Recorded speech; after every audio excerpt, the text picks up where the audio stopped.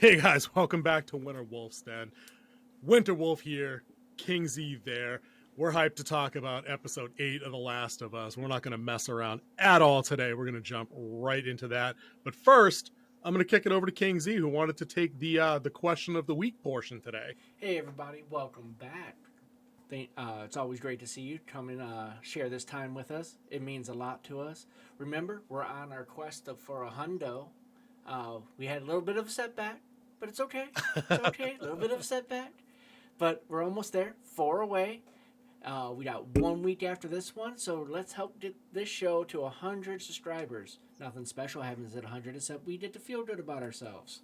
So no shame on you to hit that little subscribe button, hit that notification button if you do like the content, you don't want to miss anything, and share it to a friend. Talk about it at the water cooler at work. That might be an old thing, but whatever. Yeah, they don't do water coolers when you do work from home, dude.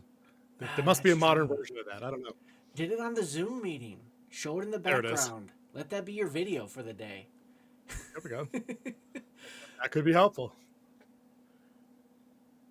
All right, what do you got for me question-wise? I forgot what the question was. I had it earlier. Oh, dude, you can't do that. You asked for it. You asked for it specifically. Yeah, I did, and I forgot what I was trying to ask. All right, so my question is for this week for the opening salvo is drive-in or movie theater? Ooh, dude. Full disclosure: never been to a drive-in in my life. Yep, there's one 2 towns over from where I live now. Right? Haven't made it over there, despite them offering, pre and during pandemic, some pretty dope packaging of like some classics. Like they had an Indiana Jones run over there that I missed. Yeah. It was before I was at this current job, so I couldn't get over there in like the evening time to take part in that kind of thing. They've had a couple of bangers for the kids where they put together like a Toy Story run. There's some of the other Pixar stuff. So I need to get over there. It's a couple towns over. They're not closed. It's obviously seasonal. And, I'm up here in the Northeast, so they're closed right now, obviously. But no, I should definitely make it a point to get over there.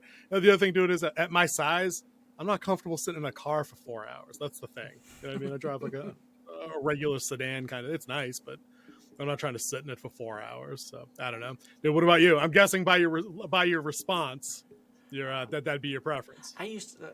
So growing up, going to the drive-in was a huge thing that we did because my mom had a big black van that we went.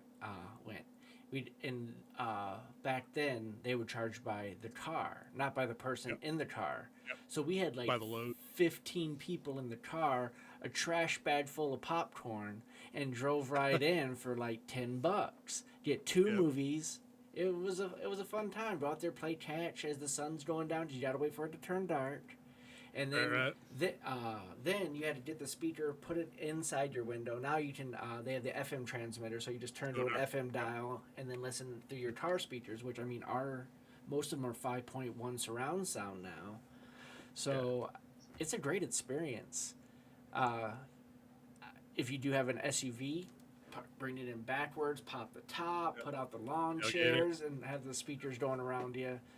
I will say drive-in is one of my favorite things due to the nostalgia and just being able to go. Sedan, I can definitely understand it being a little bit more uncomfortable, but Yeah, definitely.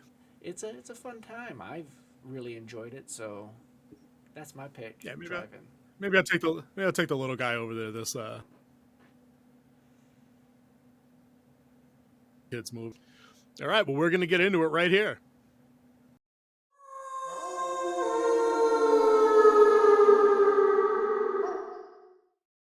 Am I the meanest?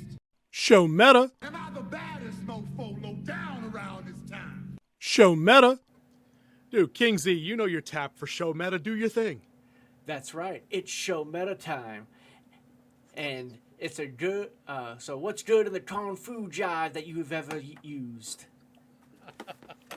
Dude, I love that movie. We should, what? One-off coverage of The Last Dragon coming soon.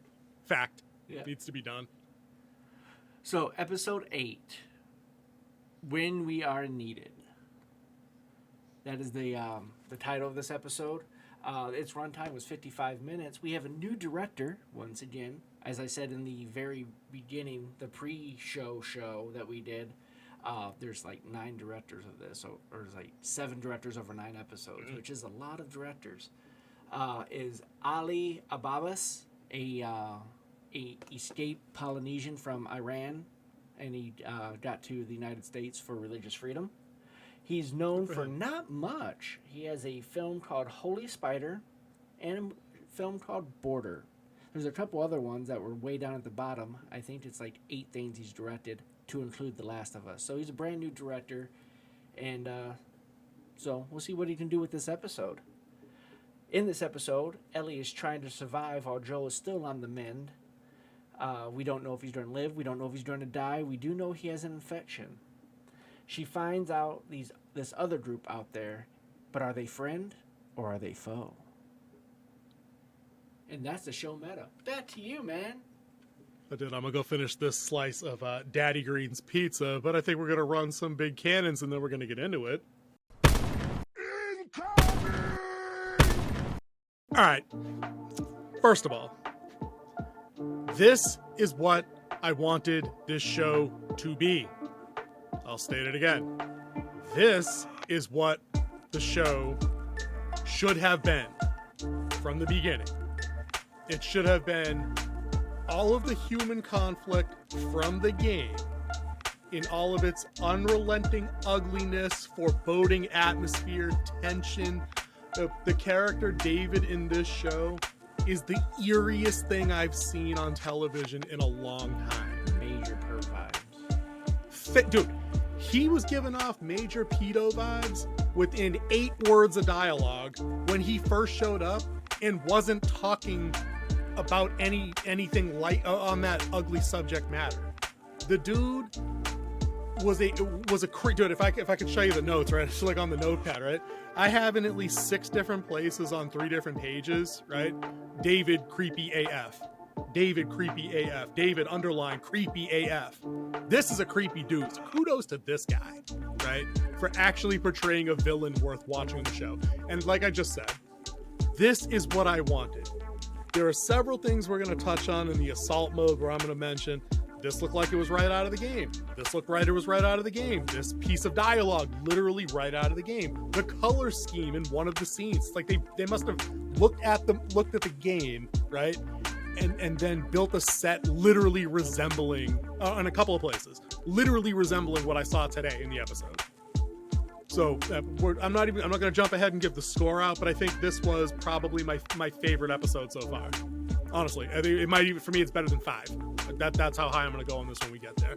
But that's my opening thought on that. Where are you at with this one? I think this episode got a little bit back on track. Even though it was supposed to be more of a slower episode, it definitely did not have those beats to it. It is definitely building up for the season finale, which you would see, which we do know is next week. Season finale next week. Live show, me and him, next week. But yeah, I believe this was a good setup. It was a go-home show for the season finales. If you watch wrestling, you know what a go-home show is. Yeah. Yeah, I really enjoyed this one. I think the actors portrayed it amazingly. And a little side note on here, the guy who played James, his name is Troy Baker. He is the voice of Joel in the video game. So, like they're bringing them back. Yeah. Like they brought back where they could bring them all back. That was pretty cool. but as you can see, you saw a group that's being manipulated by religion to keep them in line, by the leaders who aren't, I would not say Christian, because if you actually read the Bible, you know not to eat flesh. It's a thing. Yep. You're not supposed to drink blood because it's the life. You're supposed to pour it out. Also a thing. But they're using it to manipulate people, to keep them together, to keep control. And yeah, they're doing some bad things behind the scenes, not telling the people in power are using their power in a way that they justify it, which is the worst type of leader. We're doing this for you type stuff. Yep. Sounds like fighting misinformation for your safety. Yeah. Things like that. Shocking. But I think we can go a lot deeper into this one. We finally see Ellie turn into what everyone's been hinting at since the beginning, because she was smart about a lot of things in this. Yep. and you see a more vicious side of her, but you also see the broken down side, which was the amazing ending of this episode. It was good. Yeah, it was real good. I want to touch on one of the points you said before we run into our assault mode, where you were talking about leaders being leaders for ugly reasons and doing ugly things like that, and just benefiting from the control that they exert. There's one it was very subtly done, but I noticed it when they're in the mess hall and the food's being served. I don't know if you noticed, but David's plate had a whole lot bigger helping on it than everybody else that was basically living off scrap soup out of bowls, and like absolutely ravenous with how they were putting it away when they were finally able to eat. And he's taking his time with this giant ass mountain of food, taking his time to say grace and leading everybody else in like the prayer before everybody starts wolfing it down. No brand pun intended to the wolfing it down, but still. I noticed that and I was like, I see what you're doing there, writers. And again, that's show not tell shit. That's the stuff we show up for, you and I. We like these little subtle little bits that they work in, That's the kind of stuff that works.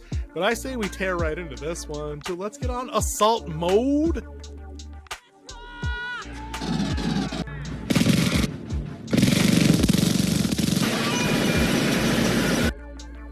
Dude, I got a lot of stuff. I got pages upon pages, and I tried to organize my notes differently here once I realized the tone of this was getting a whole lot better than the last couple of weeks for me. Because I started a bunch of my statements with plus or good or check mark. And I just have this laundry list of things that kind of work themselves out. And one of them we already kind of mentioned was the leader of the cult, David. Chilling AF. This is a dude, they couldn't have found a creepier looking dude to play this part. Number one, he's got these great big, casting. dude, right? Big red ears because of the cold, never wearing the hat. The nose is pink, his lips are, you know what I mean? He almost looked cartoonishly evil in a way. He had this really, I don't know how would you describe his voice, but it's this very soft. He's a serial killer. In another movie, he's playing a serial killer without a doubt. Yeah, it was you know what I mean? Very, what do we call that? Monotone. Even keel type tone to himself. Yes. Very soft until the end when obviously the monster breaks out, which is, the games, that's cool, that makes sense, right? But I thought he was great, but I really want to give the major credit here to how they wrote Ellie in this episode. You want to talk about, we got to see her more violent side in action, right? Well, we already knew that. Yeah. We already knew she could throw hands when it was time, right? Let's talk about the smart shit she does throughout this episode real quick. Right from the get-go, right? She's leaving Joel to go hunt because they're starving. And I really love that part where she has this meager little scrap of whatever that was wrapped up. She takes a bite, she takes another one, she's starving, right? Yeah. But she stops herself from finishing and she puts it in front of him on his chest. He's still laying down with the blanket swaddled up, and she left it there for him as she's gonna go. Right. Because she eyeballs the rifle and she's like, oh, can I do this? Can I not do this? And then she makes she as a character made a decision and executed agency to go do a rational and needed thing. So I like that. I like that when she's out there, she's not a good hunter. She finds the rabbit, she doesn't get the rifle up in time. She ends up tripping and falling on her face when she tries to chase it to shoot it. And if you live in cold weather, that hurts. Dude, the face plant, I was like, oh, the whitewash. No. You knew that had to sting, right? Yeah. But it's it was good to see her not just be a crack shot. That would have been so stupid, And then when she finds the elk, or it was elk or a deer, or whatever it was. Not a hunter, whatever it was. That was about a 12-point deer. That was a big deer. It was a big one, sure. She lands a shot, but it's a wounding shot. It wasn't it wasn't instantly killed when she hit it. So it does its spring away, panic, runaway thing. And she's like, oh, you gotta be fucking kidding me. Because she thought it was probably gonna be easy and she wasn't gonna have to do any work to get it and bring it back. And that's notwithstanding that, was she gonna drag that back on her own anyway? Because it looked like 80 pounds, 90 pounds. I don't know how much these things weigh. But so she's not perfect at the things that she had to do. Yeah. And that's just early on. I've got more, dude. I got so much more on her for right now. The part where she comes in contact with the two guys, David and his partner James, where they're trying to poach her kill of that deer, right? She gets the drop on them, as Joel taught her, to make no sound, to stay low, stay out of sight. They even admit, dude, we didn't even hear you coming. Yeah, When they try to poach a deer. Right, that's what I'm saying. Right? So she gets that drop on him. She's smart about how she sends, when they start to bargain, right? The one guy goes, they have to drop both of their guns. She empties both of their guns because she's already planning that, hey, if some shit pops off, I don't want one of them just picking up a rifle and going to work on me. So that was smart. Yep. Right? And even smarter, she gets this dude to back 10 steps off the kill, off of the deer. When they're sitting together at the fire, she's smart enough to let him light the fire to like warm up while they're waiting for the other guy to bring the medicine back that she's trading half the deer for. She has him at a far enough distance from her that she's got the rifle cradled on her lap, that if he makes a move, he's dead. Like she's not going to lose that exchange, or at least wounded enough where he would be be out of the fight. That's what I'm saying. But I mean, it's not, she's not sitting next to him huddled up. She's not within range that he could grab the barrel of the rifle and yank it or throw a sucker punch or anything like that. So she just does these little cue up things that I thought were smart. And if we go a little bit further in, when she knows they're tracking her, right? She gives Joel the knife while he's down. She's like, listen, this dude's coming. I'm gonna lead them away. Gives him the knife, moves the kitchen hutch, the cabinet, whatever it was, in front of the cellar door, hoping nobody would find it. Yeah. Right? And then she gets outside, she pops a couple of rounds, she taunts them to get away. And actually, I'm sorry, I forgot one. Even when she's on the way there, she's alerted to the fact that they've tracked her because she sees the birds go up in the trees down the ways a little bit. She knows something spooked them. So all these little things she can do, and it's not because she's Rey from Star Wars, the bestest ever. It's because we know Joel has taught her things in the wilderness. We've seen it. We know she was at Fedra school, and that's a survivalism training, probably a component of what they do there. You know what I mean? Yeah. So it all kind of lines up to make sense that this isn't like some. Actually, Hunger Games is a bad example because we knew Katniss could shoot because her father and then the other guy that she grew up with kind of taught her, like help train her and help her practice. But I mean, it's not a Mary Sue situation here. This is how I want my characters done. They get incrementally better at the things they need to be better at. You could say leveling up. So you could say traditional character development. It's like the opposite to this, the antithesis, if you will, for those of you keeping score with my 75-cent words at home. The antithesis of this would be if somehow she, like in the town where she was with the abandoned houses, that she got into a garage and hot-wired a car. Or something that we wouldn't have had reason to think maybe Joel would have shown her something like that. But they're in the wilderness, so hunting and survivalism are things that we would expect that he would teach her. You know what I mean? The hot wiring a car might have been some Fedra shit, but probably not. They're not a terror cell. No. Like, they're not gorillas. You know what I mean? Or like if all of a sudden she knew how to wire up the electrical in a house for heat or something like that to get like a breaker system back online. Yeah. If she could do that, what the fuck is this? That doesn't make any sense. So I'm going to stop now.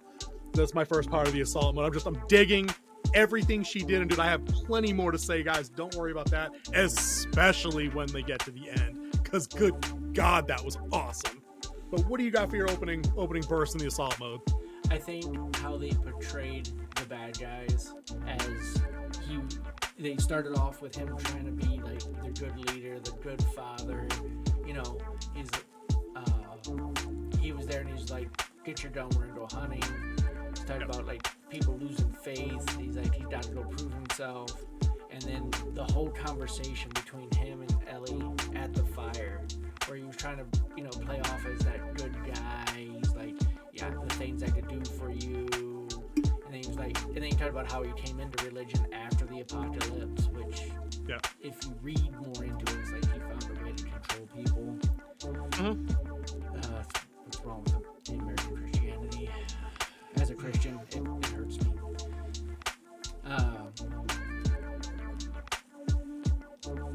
But his conversation, you can definitely pick up on the way he leads.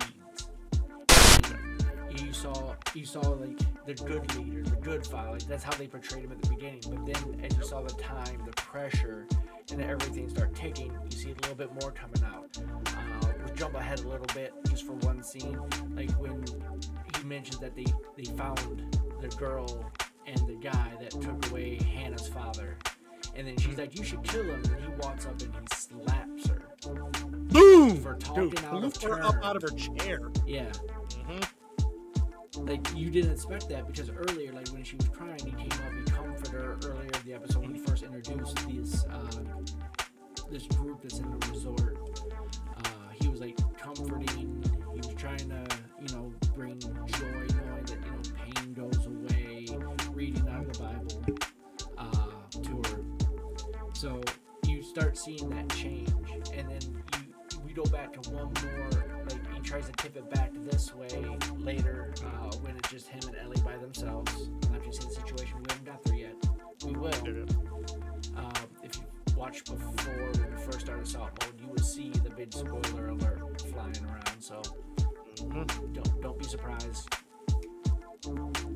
But yeah, and his portrayal, and you just keep seeing him go deeper and deeper and deeper into that monster that actually he is.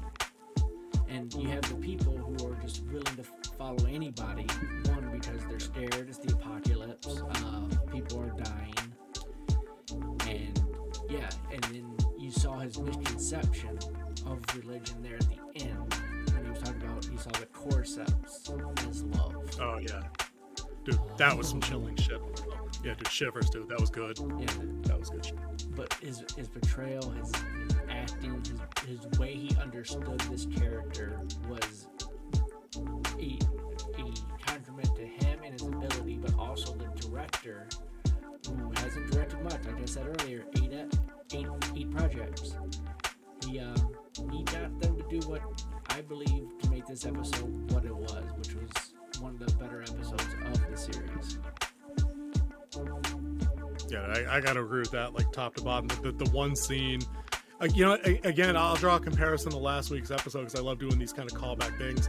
The second where David smacked that girl was the same. It was the opposite tonally, kind of that transition scene in the mall at the arcade. That was a pivotal point in this episode where the mask comes off of who he is, because his entire persona of like the benevolent, shepherd of the flock is like, you'll always have a father, and it's because he just smacked the taste out your mouth when you were being disrespectful while he was speaking. Yeah. I mean, like, at the end of the day, that's exactly what happened. There was like, okay, so this little bit of persona stopped, and Psycho Preacher is now in full effect, and we're gonna go with that now.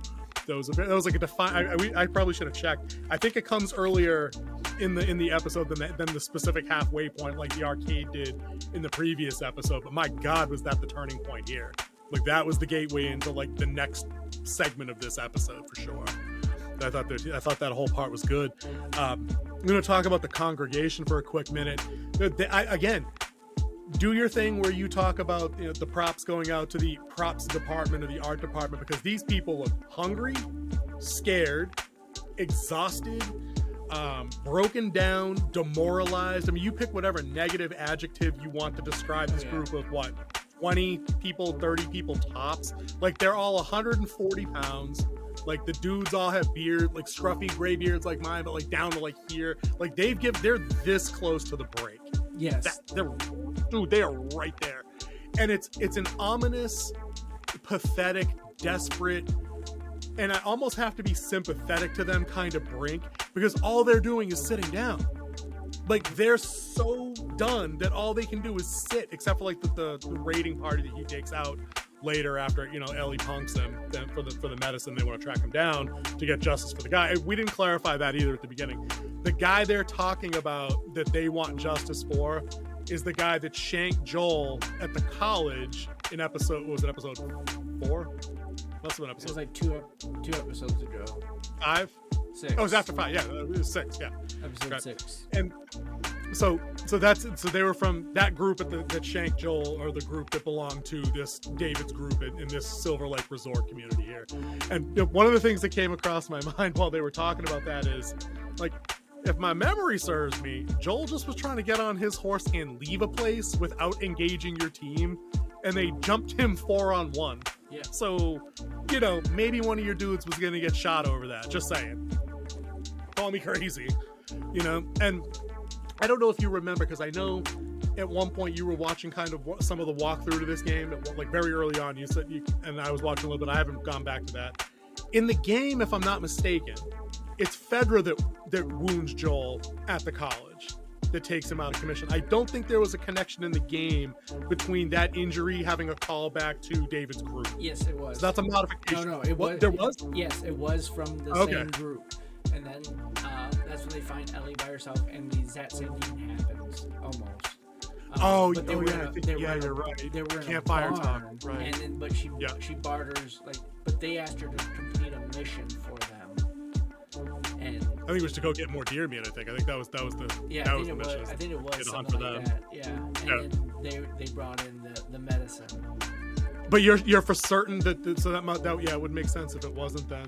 I thought it was Fedra that wounded Joel randomly at the college, and then she just happened across these guys, and when they found out that she had somebody else with them, they were just trying to take them both for food, because the cannibal thing, obviously, spoiler, was confirmed in this episode, so they actually didn't shy away from that. Yeah, the difference from the game and how they did in the show was they were tracking them in the game. They were trying to find them. This one was more of a happy accident. Where Ellie gets the drop on them as they're trying to poach or kill. Okay. All right. Thank you for clearing that up, because I honestly, I was scratching my head at that point. I was like, okay, this scene, if it's not how it happened in the game, then it seemed like an unnecessary departure to force the plot into this being what happened. So it's like, I'm better with that, having you have it. Yeah, and it was the same way. I mean, they had the two people together, which was the leader. Yep. And then they had and his guy. And the second command. Like his second command. Yeah. So it was done the exact same way in the game as it was in the show. So that was pretty cool. There was a lot of callbacks to the game and the show in this one. Like they linked it quite well together. Of course, we know Ellie gets taken captive, which she does in the game. And then, of course, there's a burn down of a major structure of his people, I guess. Which happened, and then of course where she initially escapes by pretty much the same means. Now, listening to the people who created the show, they did not want the big hero save in this one, which we did not get. They led up to it, they hinted at it, because let's talk about what happens back in the village after Ellie gets taken. By the way, one more thing. Joel and Ellie should never ever get a ride again. They wrecked a car. Ellie killed a horse. Yep, they're not responsible with other people's shit. I'll give you that. Yep. Dude, I want to address real quick, because I know exactly the statement you're talking about. You stay tuned after the credits, and you saw Druckmann himself say that we didn't want this big, hero thing. Yada yada. Yeah. Now I know what you're thinking. You're thinking I probably have a diatribe queued up and ready to roll on that, and I'm all pissing and moaning and bent out of shape. Okay, surprise, I'm not, because that's not what happened in the game. So I'm okay with that, because I remember that scene distinctly. So I'm okay with it. We'll get into that, but I think you're right. Let's get into some of the more David and Ellie stuff when she's kind of like locked up, because Joel's still down and out. She's injected. I'll say this as a healthcare provider. People, do not inject penicillin into your abdomen. That is not how that works. Don't do that. You don't actually inject the infected area ever. Pretty much. I can't think of the context in which that is the proper practice for administering what should have been an IV medication and not just, insulin to the gut. Please don't do that. You, as a actual healthcare provider, please, I'm begging you, don't do that. For more apocalypse, what would they do with the penicillin to fight that infection? The penicillin should have been administered IV. It absolutely should, into a vein. But in an emergency situation like that, IV. You can't administer an antibiotic like that without an IV. Okay. It wouldn't be very effective intramuscularly. And she basically, in the abdomen here, we call it it's subcutaneous tissue. We call it where diabetics typically inject insulin and other medications, non-blood thinners, things like that. There's no that I'm aware of, and again, there's millions of schools of thought on some things. I've never been trained to administer IV in penicillin abdominally directly into an infected wound that had been stitched. So more of like a Cipro type pill, an emergency situation where an IV can't be, would be more suitable. I'm sorry, say that part again, Kingsley. A pill form like Cipro would be more. Oh yeah. Would be better in that type of emergency where you can't administer an IV. Well, I mean, basically, at that point, he's, for all intents and purposes, stabilized anyway, and an oral course of the medication would have been given over time, over 5 to 10 days or up to 2 weeks, kind of thing, depending on your medication. The emergency IV, the emergency antibiotic thing is a piece of Hollywood fiction. There's no, your first dose doesn't save you. It's not an antidote to a poison.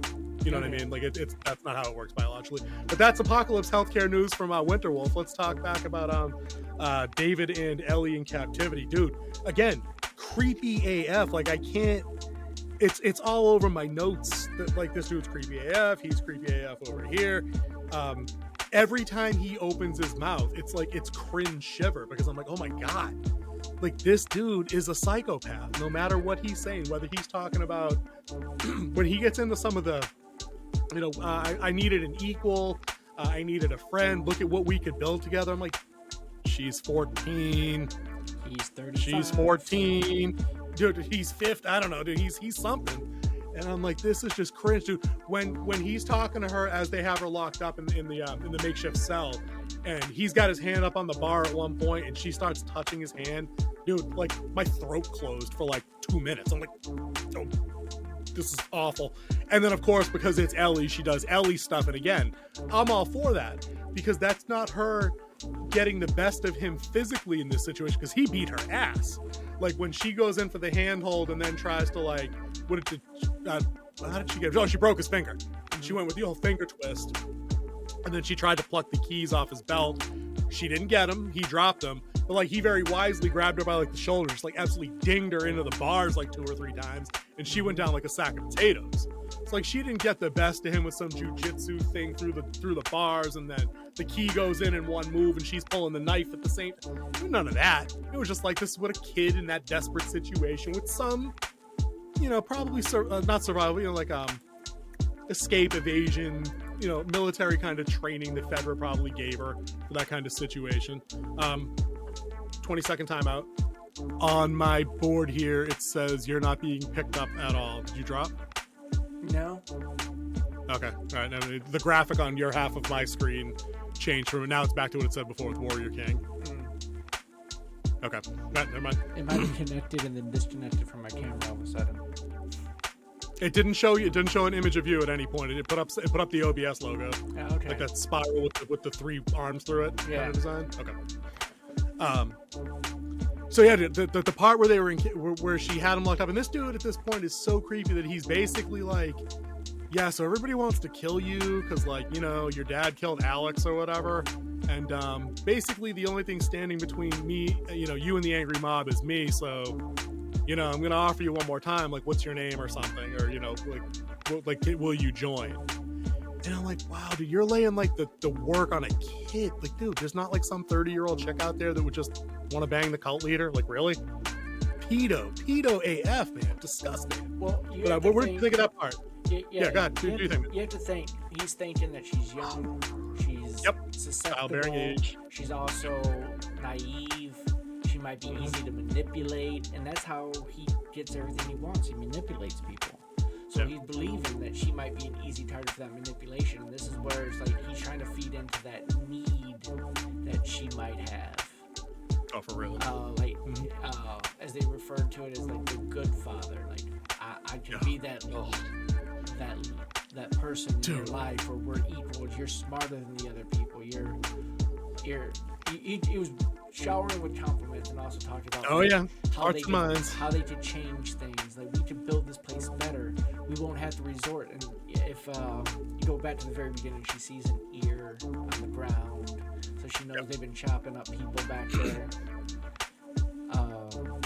But it was great because if you actually watch, and he starts believing that he's getting to her, and she plays into it to get that opening, to get those keys, because he put his hand there, and she put her hand in the bar next to his. And it's very subtle, very subtle. And then she put his hand on there, and then she goes to put her other hand on top of his, and that's when she locks in the hold, and snaps his finger down, and then goes for the keys, knocking him off his belt, almost reaching him before her head gets slammed twice into the bars. Dude, he rang her bell. 100% rang the bell there. And then you saw the change. You saw the little snap. Yeah. How'd you put it? Little pieces? Yep. That's all right. But see, but she's got a counter though, because I like this character because they've written her consistently to be this obstinate, obnoxious, stubborn, defiant little whatever you want to call her, right? Because he dropped a C-bomb on her after he broke her finger. That's for sure, right? She's like, she starts whimpering her name. She's like, Ellie, Ellie, and for a split second you think she's surrendered, and he comes back into the room like, what did you say? And she's like, my name's Ellie. Tell everybody the name of the little girl that just fucked you up was Ellie. And I was like, oh, they're gonna ruin your afternoon now, kid. But kudos to you for for pulling out the spit of blood in their face. Yep. It was good. Dude, I was definitely doing that. But we skipped over a little bit in that scene, kind of leading up, is she's trying to escape, as anybody would do in the situation. She's like up on the bucket trying to reach the window. She doesn't quite have the upper body strength to get up to what looked like a big enough window that she probably could have fit her 5'0", 120, I don't know what she weighs, but like she probably could have made it through had she been strong enough to get up. She's trying to, she's looking for like loose bolts and like the fencing to see if she's able to pop a couple, shoulder through and get out. And that's when she sees the scrap, very obviously, of a human ear that kind of fell under a table somewhere in the adjacent cell over. And when he walks into the room, she's already kind of like, she's pulled back from that side of the cage where she can see the ear. Mm-hmm. But as he walks in, you can see there's a it's a butcher's block basically. It's a heavy wooden table. He walks in, he's got a bowl of food, he slides it under the gate. She looks at the bowl, looks back over at the ear. He looks at the ear, and then he's like, yeah, about that. Nobody really knows, but it was pretty. He actually lays out like the case. But this is what the game does, right? They lay out the case whereby people do awful things in morally gray situations. And he's like, well, these people needed me. They were starving and dying. What was that? Like, what should I have done? Like, these people love me. And that's kind of the tip that makes you not sympathetic to his plight, because it's like, it's that delusion of grandeur is like the cult leader bit that are like, no, it wasn't about them. It was about you liking their adorations, their affections. It wasn't really about, it was about you keeping them alive so they could love you more. Yep. So she boots the bowl of food over and kind of calls him a sicko and everything else. And he even said, that's it's venison, I swear. Yeah. I swear this one is. Yeah, sure, okay. Yeah, right. And if you go said back, everybody on Walking Dead ever. Yeah, and as you go back to the chow hall scene where they bring out the meat and she looks like, what's this? And he's like, venison. Okay, whatever. And just puts it in the pot. Yep. Nobody looked convinced there, just saying. Yeah. Mm-hmm. Especially, but that was the. You saw a hint of it in the very opening scene too, where she's like, "Can we bury my dad?" And he was like, "Oh, what do I say? What do I say?" Yep. The ground is too hard to dig right now. We'll bury him in the spring. Earth is too cold. Mm-hmm. Dude, I'm glad you picked up on that line, because I picked up on that and I was like, he's either turned and they can't if they're staying away from the cannibal thing. And then it was exactly the scene you were talking about where the butcher brings in the big bucket of meat that's all nice and cubed. Could have been anything. Could have been beef, venison, bear, whatever. Yeah. You don't know. But you start just stringing these two things together, it adds up. Probably not. Because also kind of interspersed into those moments where at every opportunity where this group could have acquired food, they did. They wanted to poach Ellie's kill. When they captured Ellie, they shot the horse. They were taking it with them. Yeah. Like, he basically, I'm carrying the chick. You two drag the horse. The rest of you dickheads go find the guy. Like, so they wasted for nothing anything they could eat. Yeah. You know what I mean? I was like, oh yeah. No, I mean, because if you think back to the hunters back in the Wild West days, they would leave a whole bunch of just dead buffalo just for their hides and leave the meat to rot and everything, which was horrible. Right. So these guys were proper like starvation mode. Like, we're gonna kill and eat anything we can get our hands on, including you and this 14-year-old chick if she refuses to go along and be like my pedo sex slave in my cult situation. Like, that was gonna, because they were in there when they come back in there after that scene, and then I think that scene comes after Joel's immaculate recovery situation. Let's talk. You know what? Let's talk about that scene for a quick second. Oh, let's build this up. Let's talk about Joel. Let's talk about Joel, who I haven't heard utter a word of dialogue in a month and a half. Right, yeah, so, pretty much a tear fall. little tearful every now and then. So, as we learned earlier in our medical lesson, that the penicillin should not have worked, but apparently it did. Not like that. It did enough to get Joel back on his feet, or adrenaline took over, and he just did not feel anything. Dude, let me stop you right there. It wasn't penicillin. Apparently, it was like venom from like Bane and Batman or something.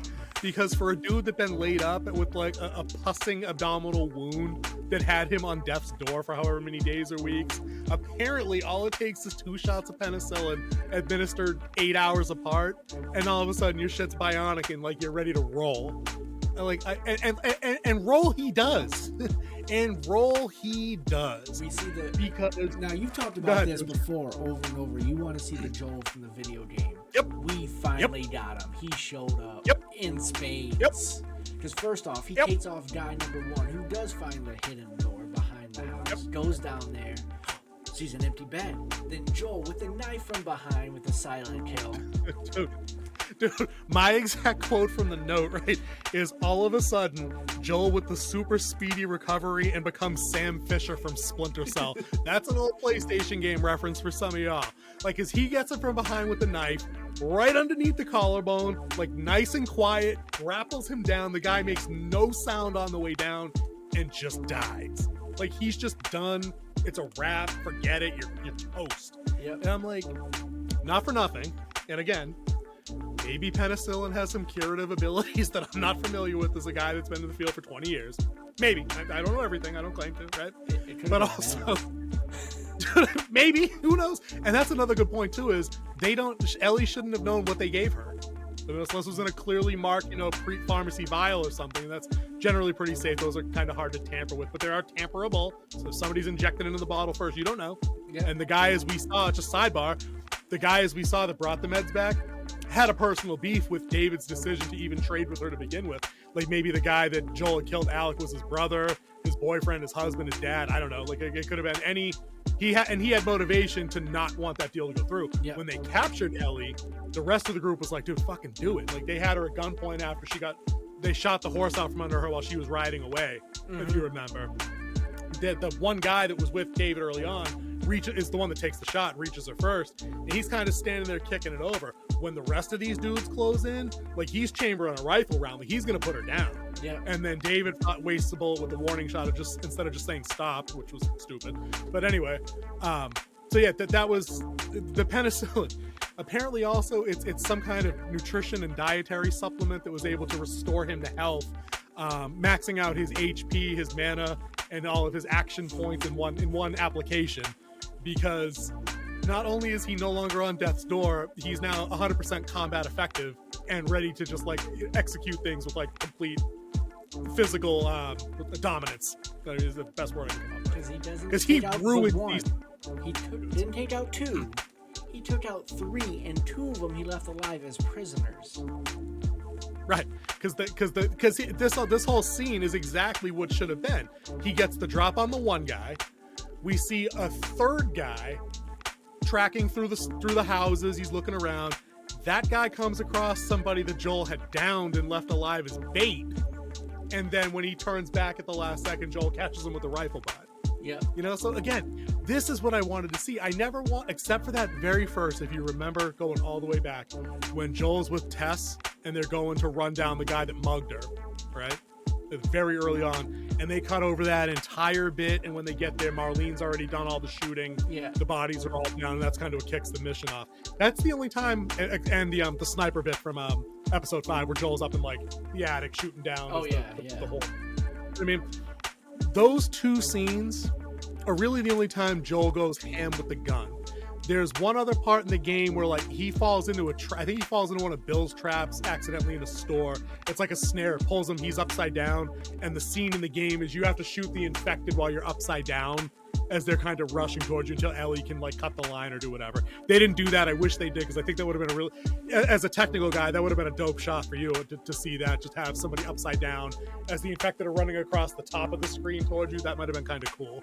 But to get back to my original point, this is the Joel I wanted, like the survivalist, like the wraith in the shadow, like the wet work guy, the knife guy, is the guy from the game, the guy that is brutally gonna destroy anything that gets in his way that's endangering Ellie.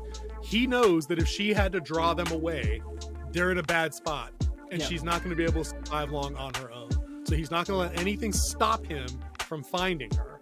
So, dude, just you walk me through these two prisoners that he takes, because I'm still kind of in shock at how he does them. Oh, it was pretty nasty.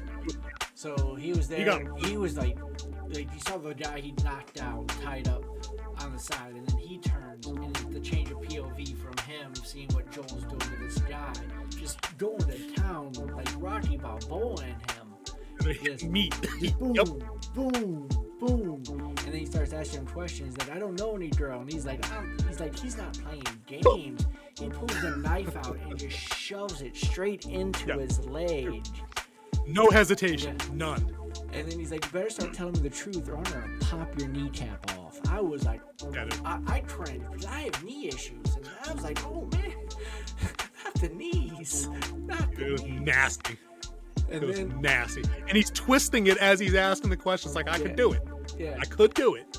So, I mean, we know from earlier, I mean, they've hinted at it, they've talked about it. Joel's not a good person. He's murdered innocents. He's done what he needed to do to survive. And we're seeing what might have been during that time with what he's doing to this one man. Like, it was the show don't tell. This is the show don't tell episode. Oh my god, dude. It was a show don't tell, and I probably won't go back and watch that part, because as I've gotten older, I don't need to see that kind of shit more than once. I really don't. And then the guy finally admits the girl's alive. He's back in our town. And then he takes the knife out of his leg, shoves it in his mouth, and he's like, "Show me, point on the map where your resort is."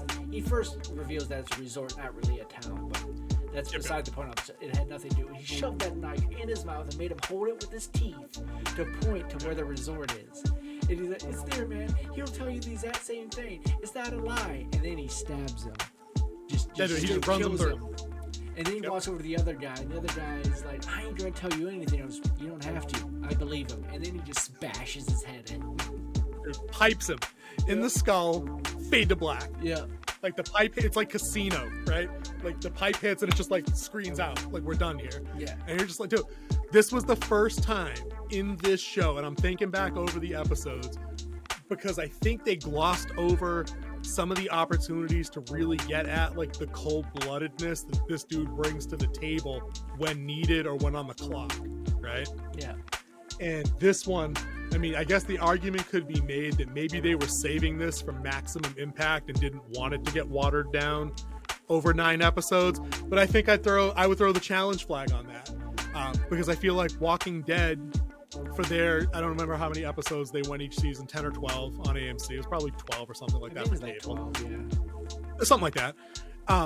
They had these moments, not every episode, but fairly frequently enough, usually from the bad guys, but often from the good guys too, as they had friction within the group and conflict, or, the group was going to fracture and go one way or the other, and somebody screwed somebody else out of the wife, the supplies, the guns. I have a Walking Dead thing that I saw that goes with what you're saying. Out of the 3 episodes I saw, it was, get out of here. It was the one with the guy who played Punisher. I forget his real name. John Bernthal. Yeah. Awesome. Where he was beating his wife. There was another guy who was beating his wife, and he came up and beat the crap out of the guy. Destroyed him. So, yeah, that type of brutality. Carol's wife, who goes on to be like a main badass later on. Again, good episode, a good actual character arcs where she starts as the meek and mild domestic abuse victim and becomes like a survivalist badass over 10 seasons. Anyway, sidebar to that. Yeah, dude, that was sick. And another one from John Bernthal also, just in terms of the brutality that people go through in these situations, is he, in another episode, this is another sidebar, guys, sorry, but I'm digging it. He's on a supply run with one of the other members from a group. They get hemmed up by a horde or something. Like, they're trying to make their escape. They're running away. He has the one guy like hold a spot just for a minute. He's like, "Here, give me the radio or some shit. I'm gonna go radio for backup or for the car or whatever." The guy gives him the radio as they're running away, and then he shoots him in the leg, dropping him, slowing him down. I don't have to be the fastest guy here. I just have to be faster than you. You know what I mean? Like that kind of moment. Yeah. So Walking Dead brought a bunch of those, in the better parts of its run over 10 years or 1,000 years, however long it was.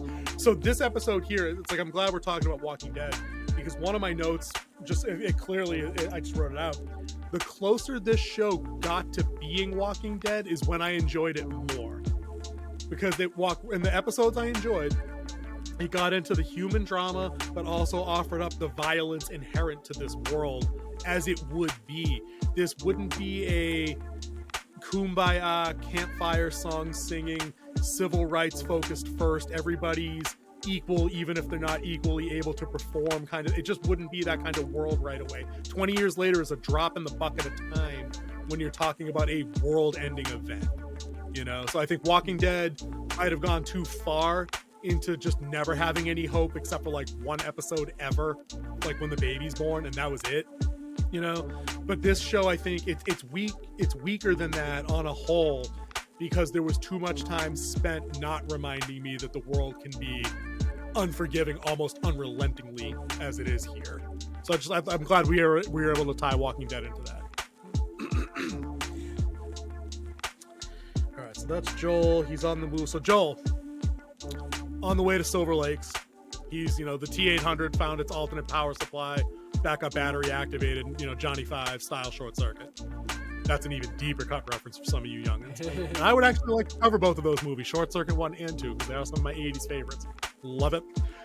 Number Johnny 5 is alive. Like, there's some good shit in there, dude. We need to track that down. That probably has not been remastered for 4K, and we probably have to dig up a VHS tape and a couple of VCRs to watch that shit on, because I haven't seen that movie in ages. Yeah, I'll call my guy Gutenberg. Gutenberg Gutenberg will have it. Yeah, probably not. We'd have to take a look. And even if you did, it would probably only be in like, what was before 440p? Like 128p? Is that a thing? Like, it might be that bad. Well, standard TV has always been right around 720p. Really? Yeah, they've been shooting that. I don't know, dude. You look at some old basketball games, and they look like dog shit. I don't know. You do have a better camera on your phone than they shot the first 6 Super Bowls with. Fact. Anybody today watching the first 6 Super Bowls, like Kingsley just said, would have trouble distinguishing team from team, especially since they were probably shot in black and white. Was the first Super Bowl even in color? I don't even know. Yeah, it was. It was 60s. See, there you go. So, back to David and Ellie. She says her piece. He says his piece. Fingers are broken. Joel recovers, smokes 3 of his guys. He's on his way to Silver Lake, right? At this point, Ellie is boned. She's about to be deboned, actually, because David rolls back into the cell. Fillet, chopped up butterfly or something. I'm gonna deal with the French cut or something. Who knows? I'm not much of a chef, but I know my way around. James and David roll in. They're not there to fuck around. She knows they're not there to fuck around because she all of a sudden again is a 14-year-old girl. Like, she's screaming for them to stay away. She's like kicking and fighting and this and that. But it's 2 big dudes. They roll up in the cell. They bundle her up. Dude, they hit her with like the Undertaker choke slam down onto the butcher's block. And she's like, no, wait. And he's like, you had your chance. And dude, he's got the cleaver up and it's on the downswing. Yeah. Like, she's inches and moments from death. And the part that you missed is when she was fighting, she bit his hand. Yep.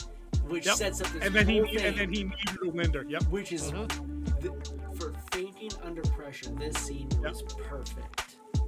Now, was she thinking under pressure, or was she just trying to free herself? See, I like that this is ambiguous. We can absolutely assume it was part of her plan, as she's demonstrated her cunningness. We can absolutely make that assumption for her. It could be either pre-planned and she thought about it. 2, she came up with it on the spot. Or 3, it was completely just out of the blue. I'm going to go with the middle option, with she winged it as they had the cleaver set up. Yep. I think that the bite itself was purely defensive, but the idea for what she could say to her advantage while she was about to get smoked on the table is how it was. I don't think she premeditated that waiting around in the cell. No. I don't think she was that advanced in the thinking. That wouldn't be an option. Maybe it was because we've seen the cunningness before, but who knows? But I like that. I like that it happened, and that it's up to us to kind of parse out where we think her mental framework has put her in that situation, and there really is no wrong answer to it. You know what I mean? It could have been circumstantial. It could have been completely by luck that, you know, she was just trying to free herself and she actually just got a bite off. Who knows? So anyways, she's bit his hand, and she's like, all right, motherfucker, I'm infected. Now what? I guess it was God's plan that I got sent here for a reason. And so James is looking at David like, dude, you're like, you know, now am I gonna have to cut you and this and that? And David's like, nah, I don't buy it. No, she was bitchy to turn. Nobody sticks it out this long here. But in the time it takes for them two to sort it all out, Ellie grabs the cleaver from where David had wedged it into the block, and she straight comes up with this overhand and catches James in like the carotid, breaks his collarbone. Yeah, it was out of the about fight. right in this area that He got her. Oh, she got it. Yeah. No, she got it. It was a kill. Because it was embedded. It was a kill shot. Like the knife Yeah, stayed. Right. It was deep. It was deep up in there. Like when he hits the ground, it's not moving. Right. Which brings up a great question. Shoot. Is the virus in her dead, or is it just dormant and she can't grow in her? So can she infect people? I don't believe so, and I don't remember why I know that. I think it's said at some point in the game with the Firefly doctors in the last segment of the game. I think there might have been NPC dialogue that covered that. I don't remember. Guys, if you're listening, comment if you're a lore expert for, you know, Last of Us Game 1. Could Ellie's blood be used offensively as a weapon? Is she just immune to it? Is it dormant like Kingsley said? Could it be weaponized? Yeah, who knows? Bring me up to speed here though. She hits James with the cleaver. Does she just roll? How does she get away from David? I don't remember. She hits him with the cleaver and she does a full like roll off the table to sprint out because he. Okay, so she doesn't cap him, right? He gets out of the way of the knife, kind of throws him. Yeah, because she's aiming for him on the upswing. Yep, and then gets James, and she does it like she does a follow through with her body roll to get off the table and take off. And then he comes around the table. He checks on James, realizes James is going to be lunch tomorrow. Cooked. Now, if I'm not mistaken, James is Troy Baker. Is that what we said earlier? Yes, he is the voice of Joel. Very cool. Very cool to see him in action. This part was awesome from here out, dude. I got a lot to like about this part here. So Ellie's fleeing James. Ellie's fleeing David. Yep. She's trying to find a way through the compound. She ends up in one of their mess halls. Looks like it used to be a diner, probably, or a restaurant within the resort community. This part here looks like they watched this. What I was saying earlier, looks like they watched the game and then built the set based out of this. The cooking in the fireplace area in the middle, the red booths around the side with like kind of yellowish wood wall paneling and stuff like that, right out of the game. Loved it. It reminds me of in episode 1 when Joel and Tommy are driving out of town and they see the one guy's White House over here and they reenact the dialogue from the game about, oh, you know, that was Abner's house. I hope he got out. And then they stop at a crossing the roads and there's the green street sign in front of them. Straight scene right out of the game. This was that. This was almost like the sniper shooting from episode 5 where Joel's up on the second floor. This was that pivotal scene that they borrowed right from the game, and it was great. Right up to and including and beyond, we get a shot where Ellie's kind of hiding on the floor in front of one of the booths, and it's kind of, we're looking over her shoulder this way, and David enters, and he's kind of standing, and all of a sudden it's like a Michael Myers movie, like it's a slasher flick at this point, right? Yeah. He's hanging there, and he starts taunting her with, and because the voice is back down to psycho soft. Ellie, I've changed my mind. I've decided you do need a father. Oh, dude, I'm like, oh my god, dude, like, I'll chemically change castrated. you. Dude, awful. And dude, so they have their cat and mouse, which is right out of the game, where you have to crawl like your reduced movement speed. She's ducking under under tables. She gets a knife right out of the game because she doubles back to the kitchen. She arms herself, and then just like the game, when the moment comes and David kind of stops and says his last stupid thing he's gonna say, she comes darting out of the shadows. I think she dodges a swing from him, and then she gets him right in the ribs. Yeah. With the knife. Yeah. Lower ribs. like Right below the sternum area. Yep. Not a kill. You know what I mean? Yeah. But painful, obviously. And, you know, could incapacitate you because of the pain. Gets her with that. She loses the knife. Oh no, yeah. I'm sorry. You know what? I'm in the wrong order. Before that happened in the chase was where she had grabbed the firewood and she was brandishing like the ember wood as a weapon. She actually throws it at him and starts the fire that you were talking about earlier, that burning down the building. Yeah, so that was the beginning of the whole fighting scene. That was the beginning of the chase, right? Yeah. She grabs that on the way in. I forgot about that. So the whole place is on fire, just like the game. There's places you can go and you can't go, and the tension's building because the fire is continually spreading. They showed it spread across one of the overhead beams, so you know that the combat area, like Fortnite or Apex or whatever, it's like the zone is restricting. It's getting tighter. Yeah. She catches him with the knife. He backhands her or something because she goes down hard, right? But she sees that he's also dropped the cleaver. Okay, you take it from here, dude.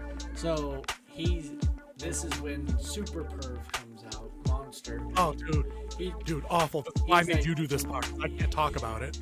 So he comes up and she starts crawling. She saw the cleaver, she's crawling, and he comes up and punts her right in the abdominal area. Just that straight, classic movie kick to the midsection.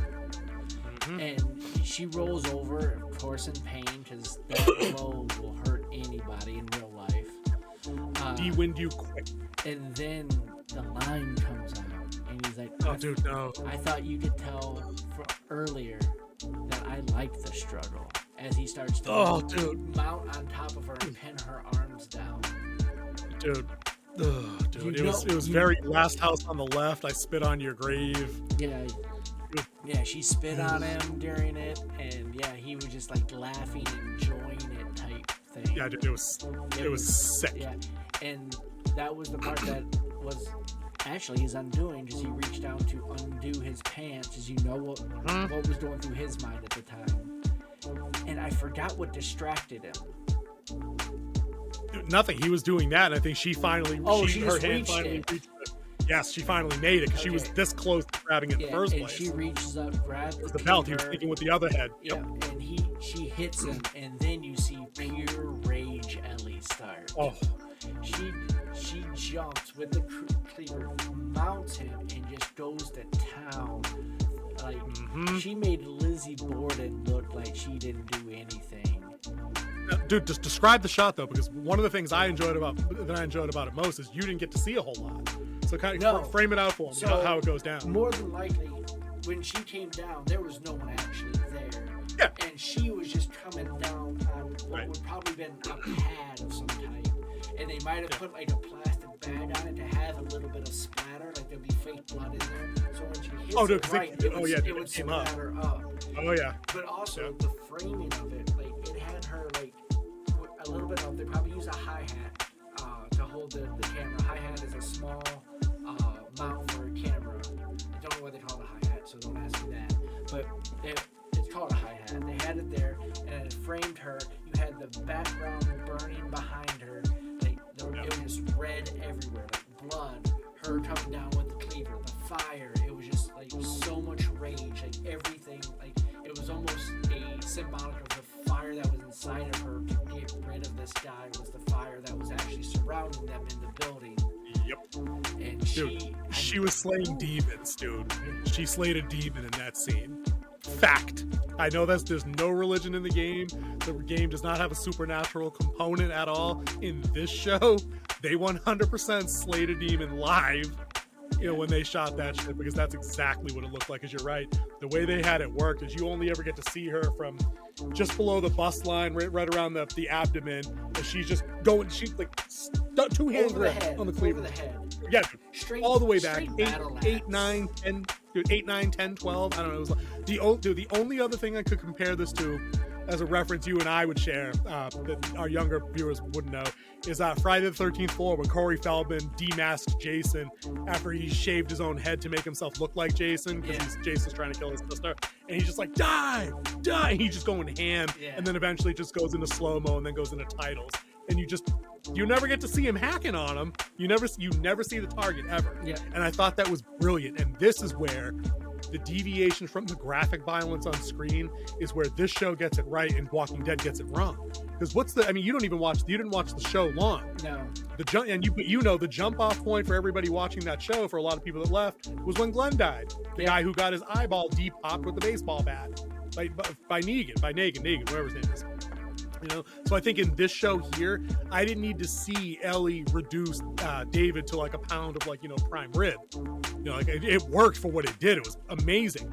And this would be the part where I would bring up, like I was saying earlier, you're not going to get a diatribe out of me that Joel didn't kick the door in and just absolutely obliterate this dude with 6 shots from the revolver, and then as he was bleeding out, Joel kind of just curb stomps him. That wasn't the game. No. That wasn't the story Druckmann wrote in the first place. So we didn't need that here. It would have been, I wouldn't have minded if they changed it to that. So they gave Joel more of a hero moment because they had stripped him of a lot of that kind of agency leading into it. So I think in a reverse kind of way, I would have been okay had they done it.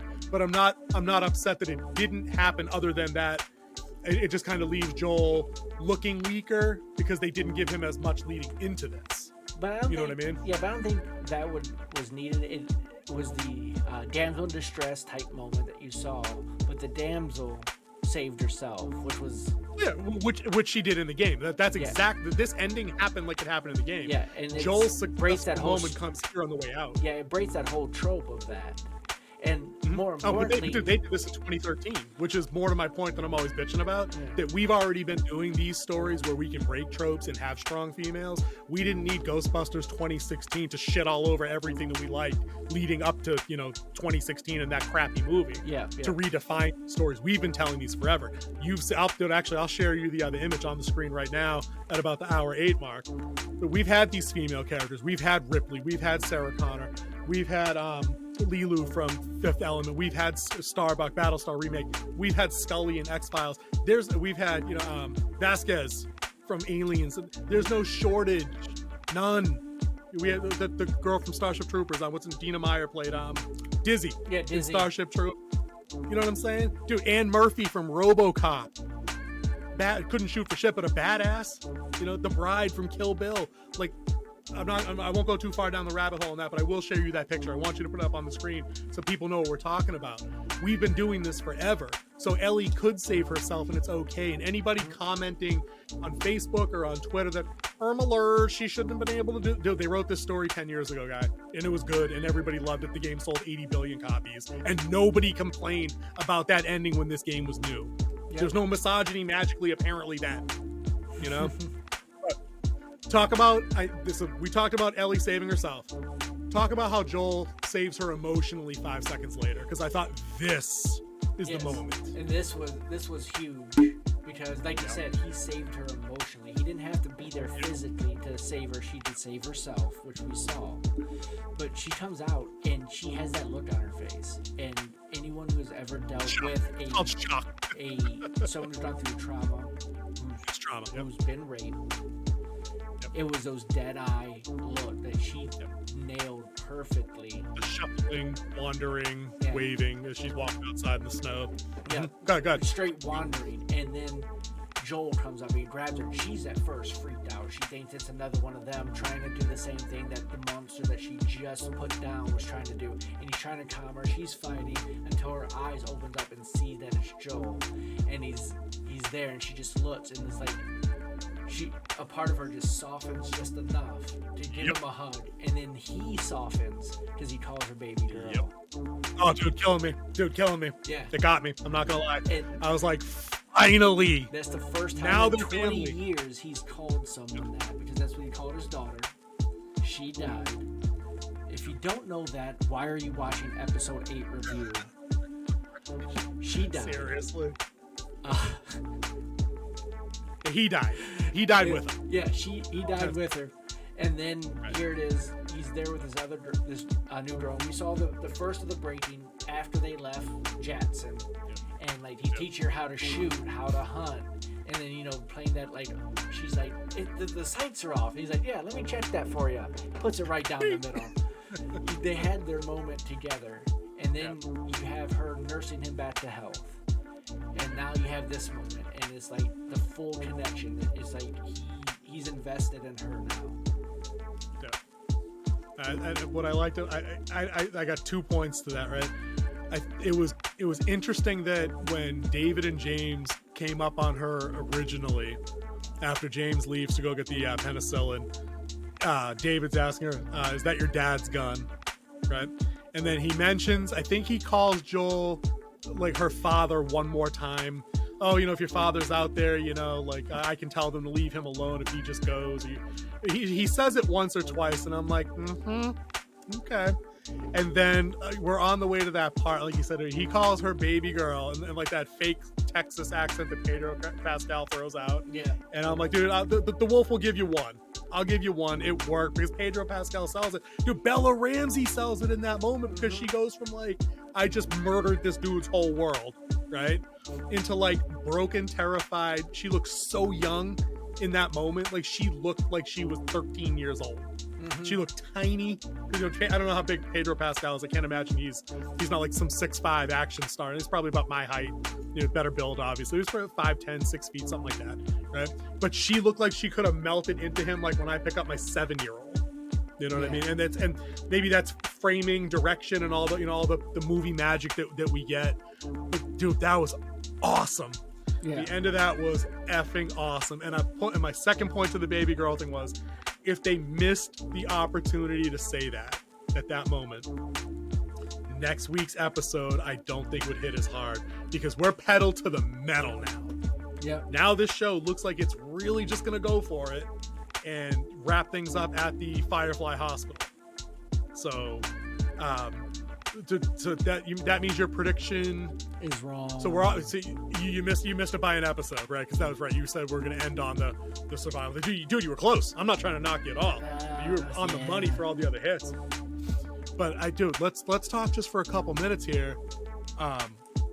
Where does that, if they wrap it up there, because they must, I don't think they're going to cliffhanger in the middle of that segment and be like, what does Joel decide to do?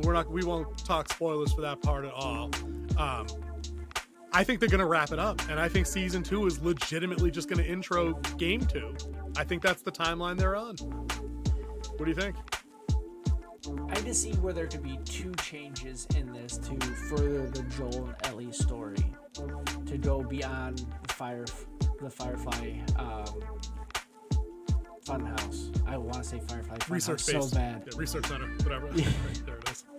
But the Firefly Research Center in Salt Lake. So Salt Lake is where they're going to be heading after this. So if you noticed in this cult that was with David, there was a girl, and she was like bid in, like she was all in. Now we all know Abby was supposed to be the doctor, the daughter of the doctor at the Firefly Research Center. I think this girl is going to step up into that role. Interesting.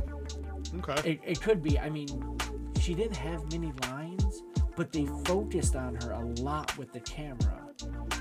The girl that he smacked? That David smacked? No, not Hannah. The one who was sitting with Hannah. Okay, so because she had a name. Yeah, that's what I was going to say. Yeah, okay. the one who stood up with Hannah when she got slapped. She was at the table with her. Oh, I thought that was her mother. I took that as her mother and Alex's wife. I just had that they were a family unit. That's all. I don't know. Oh, because I don't know how. Because there was Hannah's dad that got killed. Yes, Hannah's dad, Alec, is the one Joel killed in Colorado. Okay. Or wherever they were, wherever the. I was just saying they were in. She didn't have any lines, but she had movement and camera was on her a lot. So I thought maybe they might be hinting at this might be a future person of this cult as they continue to try to hunt down Ellie and Joel as they move forward. Okay. Interesting idea. We'll have to get on the back burner to see if they execute on that. Yeah. Based on the pictures and everything I see, I know they said let's finish this. There's that line in it. So it depends on what do they mean by finish this, depending on where they're at. So we'll have to see how they start the episode to see if they're actually going to move forward to the end of the game or if they're going to be moving towards a stopping point, then continue on into Salt Lake, like a whole season just in Salt Lake and fun and games there. But more than likely, they'll try to speed through this last episode, leaving a lot to be wondered just to get to the end payoff. And here's something that might also be thrown out.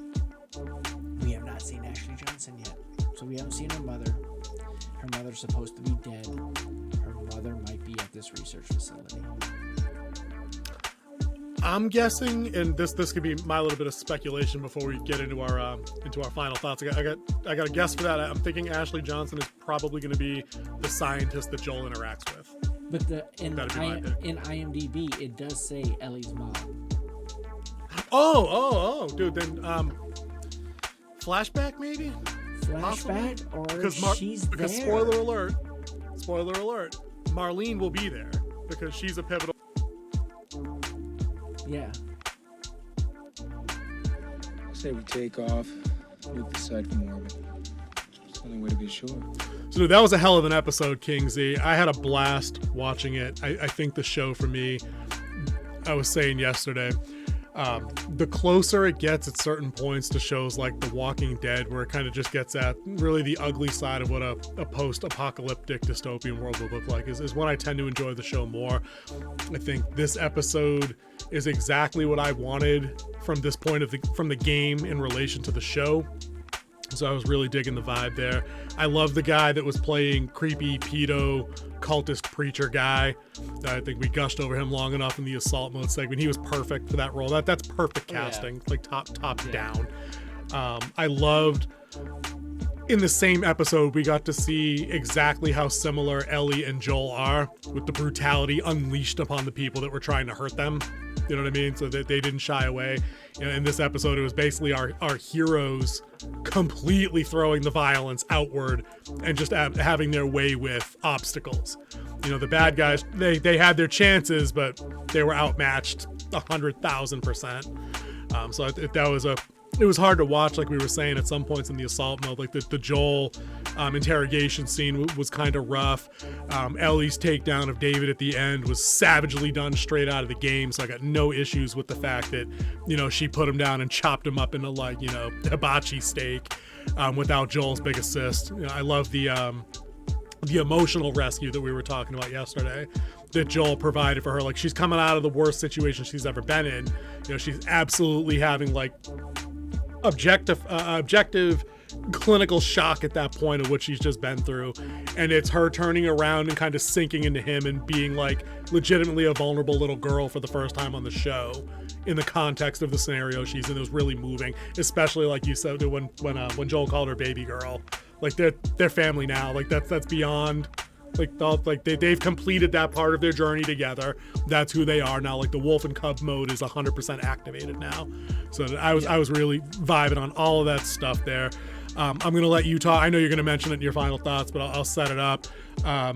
You'll talk about Ellie's evolution with like her skill set and how we actually see her actually develop increments along the way, you know, and not be great at everything. You can cover that bit if you want. Like I was saying yesterday before we lost this segment and had to redo it, 5 out of 5 for me. This is probably my favorite episode. Episode 5 is probably number 2 now. The series premiere is probably number 3. Everything else along the way is kind of mid, bell curve, you know, 3.5, 3, something like that.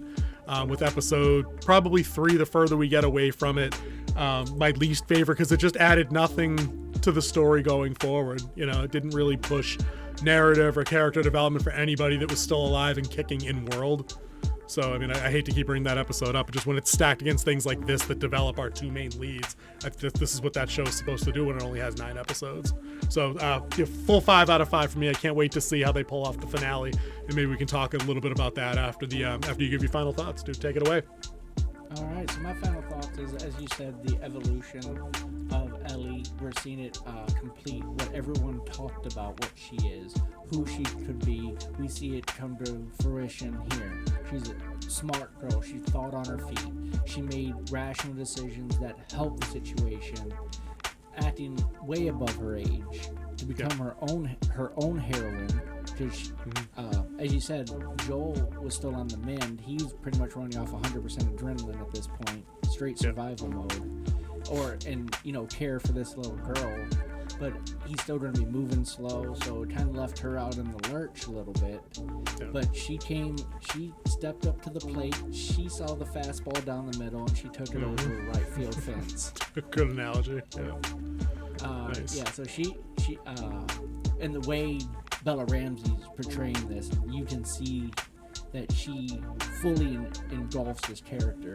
That she's taken it. She took the character and then she's running with it, making it her own. The full, like, you could see on her face, like, she's actually Ellie at that point. She's not Bella Ramsey playing Ellie. She is Ellie, which is amazing for an actress, and just showing how much range and how much further this actress is going to have in the future. Yeah, she's got some game, dude, 100%. She's got more game than I think I gave her credit for going in when the casting decision was made. Not just for the criticisms of the physical appearance not resembling Ellie, but also I'd only ever seen her as that one character in Game of Thrones where, I don't know, it wasn't too impressive. That's all I really knew her from, too, is the Game of Thrones character, which I thought she did a great job at that, too, being the little wolf. Yep. Little Lady Mormont. Going into the cast and crew of this episode, as I was saying before, or I don't know if we had a re-record, just to let you know. This was shot in February in Calgary, Canada. Yeah, you brought that up. Yeah, so bring that up again. It's cold outside. Yeah. It's like, and then they had these huge fans that made it look like a snowstorm. Like Pedro Pascal, you saw where he's like walking through the storm to get there, and it was this fan, they said the size of a garage, blowing on him, and it's already cold outside. Cast and crew stepped up. They made a great episode. They didn't let the cold get to them, and they delivered on the day, which is awesome. Let me stop you right there just for a quick second. If you guys want to see what Kingsley is talking about, if you stay tuned after the credits for that little behind-the-scenes thing that they lay on you, they actually show you exactly how big the fan. We're not talking about big fans of the show like we might be. He means physical, industrial-sized fans that blow cold air. And exactly like Kingsley is about 6 feet tall. It looked easily like it was 8 feet tall, like in the shot in the post-credit scene. So if you guys wanted to see what he's talking about, go check that out. Go ahead, dude. Keep going. And to give you a little insight on what I'm working on, we had 2 of those fans land today for a scene we're shooting tomorrow. So. Did it in Atlanta, where it's 74 degrees today. You know what I mean? Like not in Calgary, where it was -30 or whatever they said they were in the behind-the-scenes segment. It's a little bit different, bro. A little bit different. What else you got for final thoughts, man? Keep going.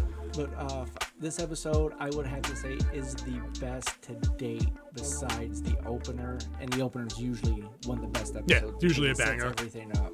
Mm-hmm. If not, you're going to lose all your audience right off the bat. The only thing I'll have to say about this, and this is going to the fans of The Last of Us, there's no real tension of thinking of loss of life of any of the main characters because we know what's going to happen. So there's no true tension of knowing that was Joel going to die? Was Joel going to live? Was she really in danger here, or was she going to live? We kind of already knew, so that takes a little bit out. And that's the problem when you're adapting a video game that has a huge fan base, when you're adapting comic books that have a huge fan base. Mm-hmm. Now, if you take over an IP, say like Star Wars or Star Trek, you could change the story as you move forward because there's no set canon, no set comic book that outlines all of this.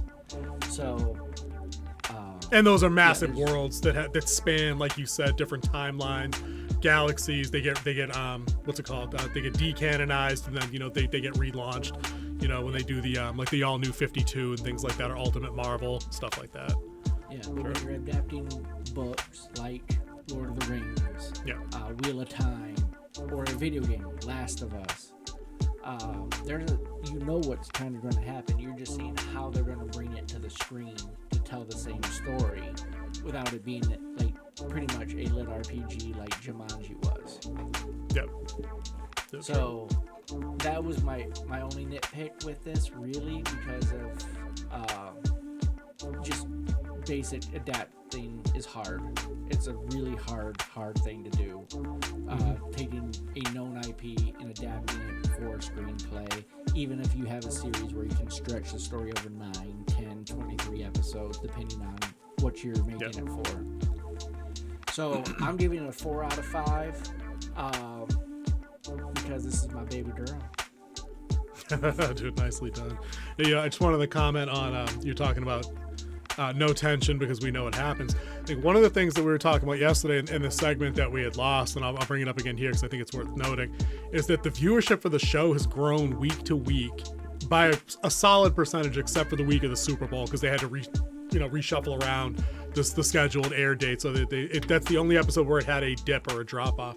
So, I think that this show, while it had it exists because there are guys like us that played the game and where there's fans of the game. But I think HBO very wisely marketed it in a way that was going to bring in, three times, 4 times, 5 times that number, just in terms of like the normie viewership. And you mentioned before in one of the earlier episodes that we did, where it's like, this is the spot, this is the show that's standing in between seasons of House of the Dragon. So they needed this to be a hit. So I think they very expertly crafted something that kind of fills that gap. And I think for those people that are normies and might have heard of the game, they might not necessarily know the story like we do. So they might not know whether or not Joel was going to survive the gut wound, or if he was going to die down the stretch. Or, I bet a lot of people that didn't play the game were expecting him to kick the door down in episode 8. And somebody like me, where I've railed on the lack of male heroism in certain things, if I didn't play the game and knew that, I'd have been bent out of shape that wasn't like a traditional heroic moment for him, because it really makes you... The show kind of sets you up to think that like that's the role he's going to play, that he's going to die to save this girl. Like it's kind of tropey and cliche, but that's a lot of people like that story. That's why there's trillions of them out there. You know what I mean? Yeah. So I could see where people would be out of shape about that. So I think that it's like you said, if you're a fan of a franchise, whenever they give us a Star Trek reboot, we know, if Kirk dies, Spock's going to do the con, or Picard's going to do the I'm all out of sorts. It's late, dude.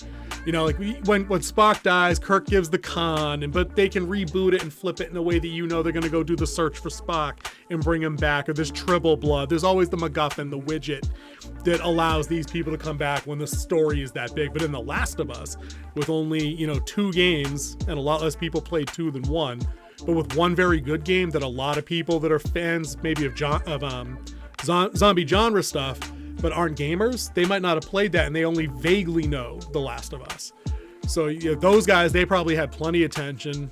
But again, in a world that has Game of Thrones and things like The Walking Dead, where literal A-listers and like tier 1 characters can get bumped off in season finales or randomly just because the writers like to screw with you, who knows? But I agree with you here. For people like us, people in our faction, it was really about just being along for the ride to see how they made a show compared parallel to a video game. We knew who was going to do what and where.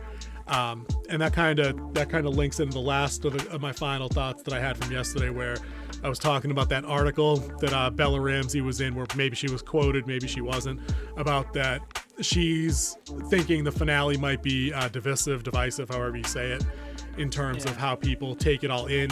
And then it started to make me wonder whether or not they change who gets to make the pivotal decision at the end as pertains to her involvement with the Fireflies doing the vaccine. So, and with the update that I have right now, breaking. I know something a little bit more about the final episode.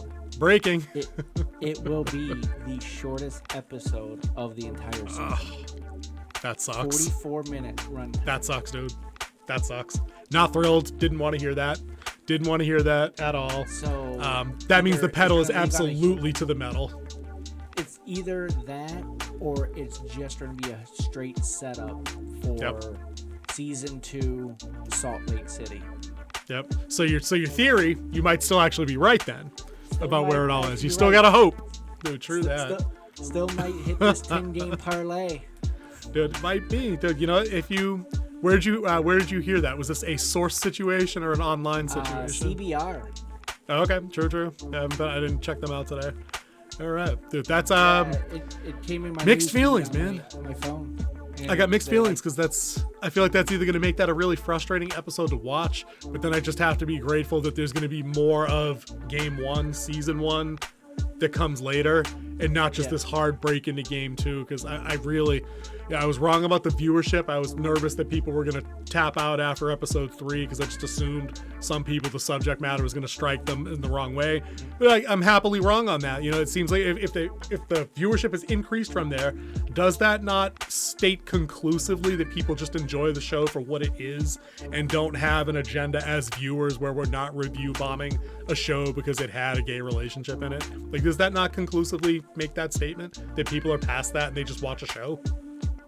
It strikes me as being the fact. Unless people manufacture those type of stories to draw more attention to the show. And I believe that is probably a thing. So. Oh yeah, marketing knows what they're doing to how to draw people in. It's all a marketing tool. Now there are people who are doing that, reviewing, bombing the show because they don't like the subject matter and they want the show to fail. Yep. But I believe marketing firms use that to boost ratings, to boost viewership. As they always said, bad news is still good news. It's still coverage. Yeah, bad publicity is good publicity. I mean, that one? Yeah, I gotcha. Dude, true. So, I mean, I guess we'll just have to wait and see. It's going to be a long week, I think, waiting for the to see just how it all wraps up, because I think it's going to be really a make or break kind of episode. I think if a lot of people know that season 2 right off the bat is just the beginning of game 2, I think people are going to show up to see exactly how they handle that one part. You know which part I'm talking about. I won't ruin it for folks that are new to the journey. And then once they see that, they're gonna nope out. And it's got nothing to do with the character, the new character that they've cast. It's got nothing to do with how she identifies or anything like that. They're gonna want to see the characters they want to see. They're gonna want to see the heroes they want to see. So hopefully, who knows? We'll see what happens. Maybe they're gonna change some things up. I don't know. Maybe they're gonna take some twists in the road that we can't predict now until we hear a little bit more about casting and things like that going forward. So I don't know, dude. You got anything else? Are we out of here? I think we're good. Remember, watch our new show that we have going on for Mando. We also will be looking to start the audio-only version, where we'll drop the audio-only version of both this show and our review of Andor.